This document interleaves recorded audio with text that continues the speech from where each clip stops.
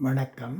இப்பதிவினை முதற் தடவை பார்ப்பவர்கள் அல்லது ஏற்கனவே பார்க்கத் தவறியவர்கள் சப்ஸ்கிரைப் பண்ணி பார்க்கும்படி தயவுடன் கேட்டுக்கொள்ளுகிறேன். தேங்காய் அதனில் ஒளிந்திருக்கும் தத்துவம். ஆன்மாவை சுற்றி உள்ள மும்மலங்கள் போக்குவதற்காக தேங்காய் உடைக்கப்படுகிறது. மும்மலங்களாவன ஆணவம், கன்மம், மாயை ஆகும். தேங்காய் மேல் இருக்கும் மட்டை மாயை. இது நீங்கினால் அடுத்து இருக்கும் நார் கன்மம். இது நீங்கினால் தேங்காயை சுற்றி இருக்கும் ஓடு, இது ஆணவம்.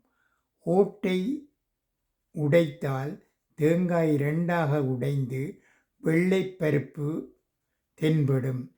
வெள்ளைப்பருப்பு பேரின்பம் என்பர். மும்மலங்களை உடைத்தால் பேரின்பத்தை காணலாம் என்பதே இதன் கருத்து.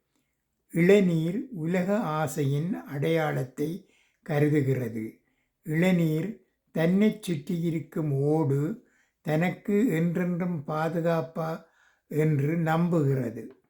அதே போலத்தான் நம் இளவயதில் எமது உடம்பு அழகானது, உறுதியானது என்று நம்பி பல்வேறு ஆசைகளை வளர்த்து கொள்ளுகிறோம்.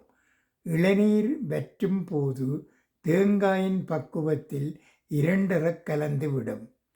ஓட்டுக்குள் இருக்கும் நீர் வற்றுவதால் தேங்காய் ஒருபோதும் கெட்டுப்போவதில்லை, மாறாக உறுதி பெறும். அதுபோல இளம் வயதில் ஆசைகளுடன் சுற்றித் திரியும் நாம் அனுபவ ஞானம் என்னும் பக்குவம் வர வர உலக ஆசைகளை துறந்து விடுகிறோம்.